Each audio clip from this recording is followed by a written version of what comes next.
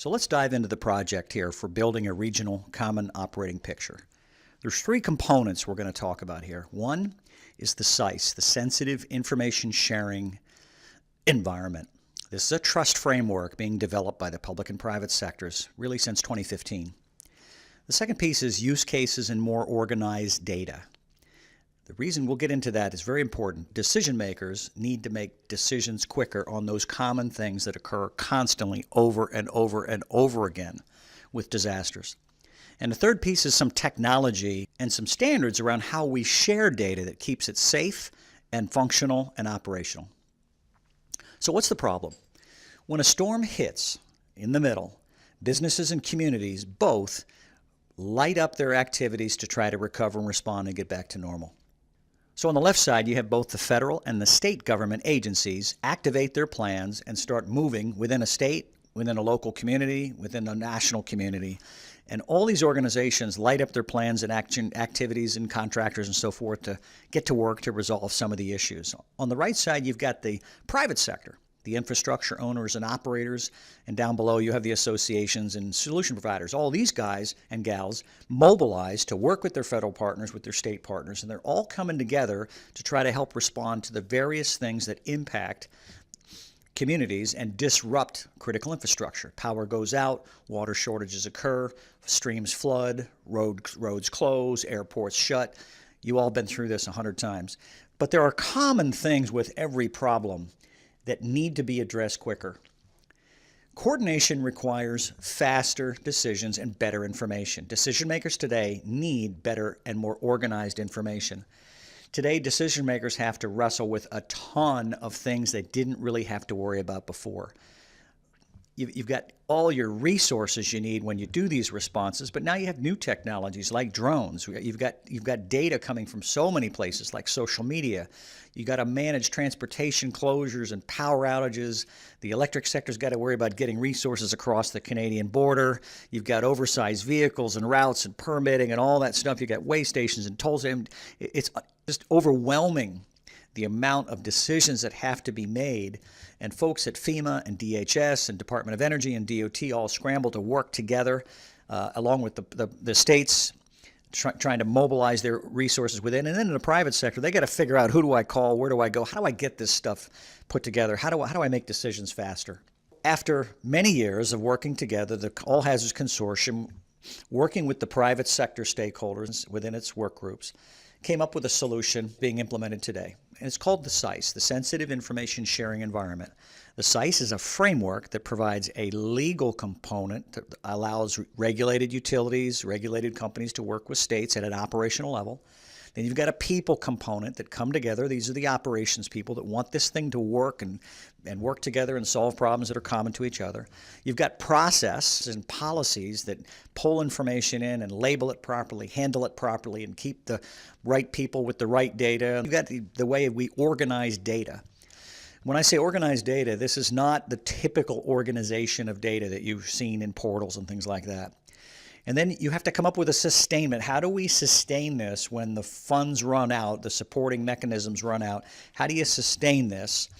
And so through the SICE, the private sector has been working together with DHS and a bunch of folks, and they've come up with an approach to this for a regional common operating picture down in the right-hand corner, which we'll get into. But the sustainment model is part of a subscription service, which they're developing now with the private sector, that's going to have kind of an app store environment for operational use. And that allow people to subscribe to a service that will provide them unlimited data and updates and apps at no additional charge. It's really a great model the private sector has designed for long-term sustainment of this investment from the federal government. So the first step in the approach was very simple. Let's mobilize all the people that have been advising, that have been participating, that have providing data. This is just about 20% of them. But it's a very good cross-section across electric, food, fuel, telecom, transportation, rail. There's a number of groups that have been part of this: gas and oil, federal, state, local, nonprofits. So over the years, we've been working with them. So we pulled many of the pieces together. We started with working these relationships, Then we also leverage past investments. Over $18 million in past federal, state, and private investments have been leveraged to support this project.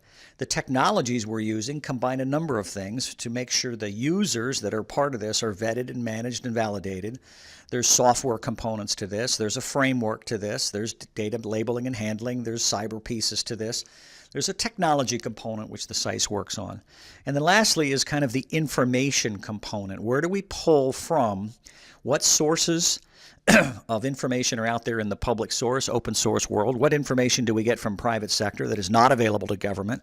What information do we mine and find that very few people know about? That's all part of this initiative that spun out of this effort called data-driven decision-making, right? So it's a way of mining data that people can find easily and people can't get and people can have a hard time finding. So those four components we brought together as part of the SICE. So the SICE project spun up on the right, a working group, the SICE working group. On the left was the identity vetting and validation process. We want users to be validated so people that provide data that's sensitive know who's looking at their data, and that identity can be validated every time someone logs in or uses the app. Then the lower right component, we wanted to create different solutions. We wanted to create apps and things that could streamline decision making so that decision makers could know if they do the same thing over and over and over again. We turn that into a use case. We pull together the products and the information to make it happen and put it in the store, and it's done. You never have to go back and fix it again. And then the last piece is using sector use cases. Very, very effective approach on how you organize information and people into a cell, if you will, of a honeycomb, if you will, and that now is done. So when you want to get across the U.S.-Canadian border quickly, no matter what sector you're in, you go use the U.S.-Canadian border crossing guide app that's been developed, for example. So over time, we want to develop apps or websites and things that can pick off these simple things that occur with every disaster, which frees our time up to work the harder things, which are really complicated and unpredictable. And then last, we have a sustainment model. The private sector has worked hard to put together a sustainment model.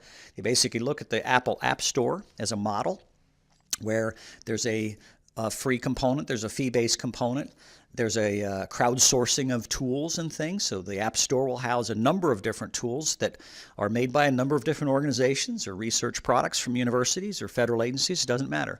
The App Store will basically vet those apps and products and put them in there once they meet the requirements for operational readiness. And then the last one we're going to focus on quite a bit during this talk is just this common operating picture, which was really the point of the project. As the project started, it was building a common operating picture, but to get there, we had to go through this other framework of the SICE. So let me jump into what that is. So on top of the SICE, then we developed an app store. Why? We needed a way to access information quickly in a format that would be mobile friendly or web. You could use a desktop computer, website, whatever. And we focused on developing of the daily disaster dashboard, which is our common operating picture. But along the way, we were able to build other frameworks to house other products our fleet working group has been building that the DHS National Infrastructure Coordination Center had, the National Response Center from FEMA had. We wanted to centralize these things in one place so that people could get to them quickly during a disaster. So nothing shows up in the App Store that hasn't been vetted and slotted to a use case for quicker, faster decision making. And then lastly, the disaster dashboard. This is a fantastic find for us.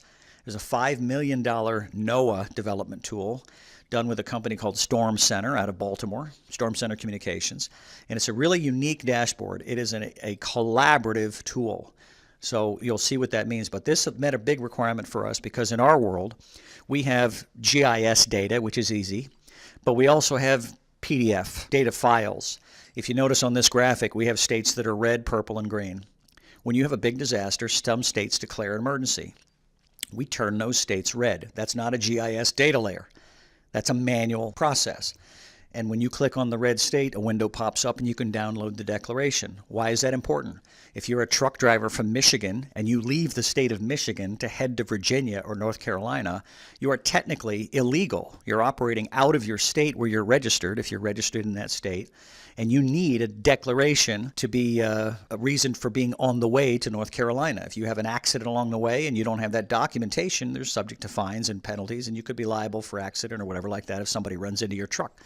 So it's very important we get this information. The green states are the states that trucks and fleets pass through to get to the red states. Those states need to be aware these fleets are moving. So this one tool allows us to merge a number of different easy GIS data layers, but hard to find or hard to get public sector data. And then additionally, we merge private sector data that doesn't exist anywhere else. What we're doing to the dashboard is improving it. We have so many data layers now we've been able to pull together. Now we're improving the dashboard. If you notice, we're going to be putting tabs across the top. So the first tab will be our daily disaster dashboard. You can come in, sit down, turn it on, and you can watch the weather and live traffic. And anywhere in the country, you can zoom in. The second tab is going to be resources, the emergency resources that are out there. When you need to find somebody that rents commercial generators, where do you go to find them? We've mapped it, and you can find them right in your area. When you need dry ice, we've mapped it. When you need mold removal and restoration companies, we've mapped it. When you need commercial rest stops, commercial fueling stations, we've mapped it. When you need propane refilling stations around the country, we've mapped it. Hotels, water, wastewater. The data's out there and it will continue to grow. These are important when you need it, and that's why we're mapping it here. Another tab will be critical infrastructure. Some of this stuff is public information and some of it's not. That tab will be restricted so that we can protect sensitive information. But in there you'll see all kinds of information that's out there on the public domain. But it's all critical infrastructure related. Hospitals, firehouses. I won't go into detail. You'll see some examples of that. Then we're going to have states. States that participate with us through the SICE will have their own license, which will integrate into WebEOC or integrate into eTeams and allow them to share pieces of their state data up into the regional dashboard and pull down information from the regional dashboard into their state. This will connect the regional private sector SICE to the states in an operational way that will expedite situational awareness and decision making like never before. And then lastly, we'll have special tabs for companies. So if a company has information they want to post for 3 days or 4 days, not that you can download it, but if you have your own license, you can go and pull it into your session. It's amazing capability with this GeoCollaborate tool that allows us to share data without giving you data. It's amazing how it works. But those tabs will be specific designs for use cases. And we're very excited about this because the way we stay lean and mean on the data is we organize the data by use case. So we're excited about the dashboard, so let me show you how it works. So there's a daily dashboard. Use case number 1. We monitor the weather, we monitor live traffic. We get information from state websites. We have purchased Esri data layer for traffic. Pretty standard, a lot of people have this. But we mix in wind, weather, storm, surge, wind, live traffic, state declarations and waiver, fuel lodging. This is really designed for daily usage within the electric sector, and it's become very effective. So emergency resources. This is an example of what we've got on this screen here. So we've got Lowe's and laundromats, right? Commercial laundromats. That's a big deal. We didn't realize that, but in the electric sector and other sectors that move utilities, they got to find where to do laundry, as well as other sectors. So we've mapped retail stores, Lowe's. We've mapped other things. So this gives people an idea of what's nearby. Commercial truck stops is another database that we've been able to get to help this use case here for emergency resources. So this one tab will have thousands of data sets in it that are designed specifically to fill the needs of use cases in the private sector. Then we have critical infrastructure. Here you can see this is public domain. Some might argue it shouldn't be on there, but in this map, you see all the blue items are the border crossing stations across the Canadian border. Then we've got nuclear power plants. I can't believe that's public data, but it is. Not that we should share it publicly, but and then I think we've got pipelines are laid out there. And as you drill in, they get more granular. So some of this data is public. Well, all of this is public, but some of it additionally may be sensitive, and that's how we will use our vetting process to make sure the right people get to the right data. We're working with the state of Pennsylvania. This is the Commonwealth of Pennsylvania on a use case specific to a state. So we hope to develop this with our states where we can bring our massive private sector database into their state emergency ops center and help them work with their private sector companies. Some are local, some are regional companies, some are national, and build a unity of effort on the information sharing front. This will do 3 things. 1, it will bolster the state BEOC or Business Emergency Operations Center programs. Our hope is to have all of our organizations we work in the private sector become part of their state emergency operations center if they have a business plan there. And if they do, they're going to get access to people and information that they normally would get nowhere else. So So it really helps our states grow strong, and we can support our states, which is what the All Hazards Consortium was designed to do. So this is an exciting model. The folks at PEMA are very excited to work with us. We're very excited to work with them, so we're looking to replicate this if we can across other states as needed. And then lastly, we're looking at specific companies. We have a lot of companies that have infrastructure all over the United States. And what they want to do is say, okay, I know where my facilities are, but I don't always have the data or the situational awareness of what's going on in, around, or within the vicinity of my places. And there's a lot of companies that provide really good services that do this. What we're doing is saying, look, we're going to get access to data that just doesn't exist or is really hard to get. And if you're in the finance sector or the food sector, we're going to connect you with the gas and oil and electric and telecom sectors. That's how our dashboard works. It's multi-sector, but our hope is to develop a higher level service to sustain this by offering individual companies an asset protection and a predictive alerting mechanism. It's easy to do using artificial intelligence. We're running trials now on that right now. It is not rocket science. If it has the data, it can give you the warnings. It's just that simple. This is a new tab we're working on now for future development. So back to our decision maker. Coordination with state and local government, with private sector, and between each other requires faster decisions. By using this data-driven decision making, we can make this happen. So because decision makers told us they need better and more organized data, this project addresses that with faster decisions through data-driven decision-making. How does that work? We organize data by use case. We build a use case library of apps and websites, and we pick off the simple, repetitive problems that occur all the time. We make an app, we put it in the store, and we move on to the next one. So our vision here is to work with our states and our stakeholders and develop use cases in every sector. Some use cases will be cross-sector, some will be unique to a sector. But our goal is to use our planning and exercises to exercise the products that are developed by the stakeholders to develop and solve these use case problems. There are no plans for multi-state, multi-sector, anything it seems. So what these groups do is they work on the biggest problem at the moment. Let's find a solution, short, mid, or long term. Let's develop an app. Let's develop a PDF guide. Let's develop a website. Let's work together and use this website and that website, pull it together, fix it, put it in the App Store, and organize it so people get to it quickly and move on.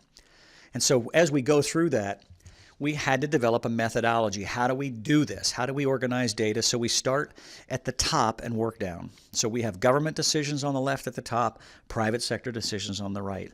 Then we have viewers. It doesn't need to be our viewer. It can be any viewer. So we organize by sector. So we have the sectors involved, and then below that we develop sector use cases. Electric sector 1 use case, electric sector 2, or telecom sector 1 and 2. So we develop a library of use cases. Then we run it through what we'll talk about in a second, the operational readiness level. Private sector wasn't sure if data was operationally ready. Is it reliable enough for us to use with our people and our vehicles and so forth? So we are developing a standard. It's a federated standard called the ORL. It's a way of putting a good housekeeping seal of approval on data and products. And then underneath the ORL is the data sets we're mining across the country, across the sectors, and with the states. So the ORL model is very simple. It starts from 1 and goes to 4. 1 is good, 4 is less good. Doesn't mean it's bad, but when something is rated ORL 1, it is ready for operational use right now. It is ready for immediate decision making, and the person who owns the data is available for contacting. And then you can read the rest. The whole point of this is how the private sector, how can they determine what data sets or solutions or tools or websites are reliable enough for operational use. And the second thing used for this, it'll help data providers make their tool or data more operationally ready. So it's a wonderful standard. The private sector developed this with NASA and the ESIP Federation and NOAA and the Life Cycle Cluster under the ESIP Federation, FEMA Logistics, Verizon, the utilities, all work together to develop this. And it's been a really exciting way to simplify the labeling of data to make sure, is it really reliable, or do I need to swim at my own risk? And so if something's ORL 4, it doesn't mean it's bad. It just means it's not as reliable as 1. That's all. So the private sector really needed this, and this has really been a good thing for them. The second piece we needed is a way to determine how do we migrate data for the long term. So the first, the philosophy the SICE working group uses is called location, status, inventory. So the easy data is to map things, right? Lat long, you map it, boom, done. Doesn't require a lot of trust. But now you move to status. I want to just not know where that store is. I want to know the status. Is it open or closed? I'd prefer to have that automated, not manual. Manual's fine, but automated would be great. So by mapping IP addresses or monitoring different pieces of things around it, there's ways to do it. But the second thing we want to, after we map it, we want to determine the status. Is it open or closed? Is it up or down? That's really important when you get into hotels and fuel assets and things like that. So as you move up, the data gets more granular. As you move to the right, more trust is required. And then finally, where we want to go is inventory. Using the SICE high level of integrity and security to vet identities, we are looking to develop a separate agreement with data providers so that we can get down into the inventory, which private sector companies manage every day. For example, if we just want to know if the pharmacy is open, we want to know where it is, we want to know if it's open or closed, and do they have insulin on the shelf and how much. They manage that data every day. It's part of their point of sale system. It's part of the inventory control system. Imagine if you could have the ability to locate inventory of fuel, of medicines, of insulin, for example, of hotel rooms, of all these things the private sector manages all the time. It's not available usually to government and other people. It's going to take a higher level of agreement. That's what the SICE is looking to do. So every data set we get will start with level 1, location. Then we'll move to level 2, status, and ultimately we'll move to level 3, inventory. Not for all data, just on specific sets. Very exciting potential to this, and the private sector is really interested. Another question that came up along the way in the projects is, what's the difference between situ awareness and decision-making tools? So on the left, you see a portal. These are many of these, and they're designed for good reason, and it's a lot of information in one place. And there's never going to be a single portal. There's never going to be a replacement. They all have their purposes. On the right, the second approach is really to develop specific tools for specific problems. These are the things that are repetitive all the time. How do we pick them off one at a time so we can make quick, one-button access, 30-second decisions? And that's where this project's looking at, is how do we build a dashboard and dashboards or apps for specific decisions? And then how do we build a place to put all these things that are developed by us or others that are solving unique use case issues, that are easy to use, that have an ORL rating of 1? Let's centralize them in one place. They're two different products. Dashboards and the App Store are very different. We're going to use both. Both are effective, they just have different objectives. Long term, the SICE strategy is to connect up to, on the right, private sector, utilities, telecom, transportation, food, fuel, pharmacy, medical organizations, specific companies. We also want to look to connect into state EOCs. We want to connect into state fusion centers and Department of Transportation. Then we want to link into our federal dashboard partners at FEMA, at DHS, at DOE, and DOT. Not to see everything, just specific pieces of data that are relevant to use cases the SICE stakeholders develop. The next piece we want to do is we want to start using data analytics through the labs at DOE. We want to leverage those products and things they're developing and bring them into the real world quickly so that we can leverage those things and make them part of a service offering maybe that can be sustained over time. We want to use modeling and exercise to do this. So we want to build self-guided automated exercise that teach people how to use tools and access things like that and pick off routine things that every exercise requires. And so the idea is to build a common set of injects by sector that can be used in all federal and state and other sector exercises. And then lastly, when it hits the fan, we want to be able to coordinate state, federal, local, and private sector in a simple way during these big disasters that hit, like the Fleet Working Group has done for several years since 2013 over the long haul. So this is a long-term strategy, though, is to build SICEnet, a connection of systems. We don't replace systems. This is an overlay. So this doesn't remove WebEOC from any system. It doesn't remove anything. It just is a way to quickly capture information and pull it into a central place to meet the needs of certain use cases.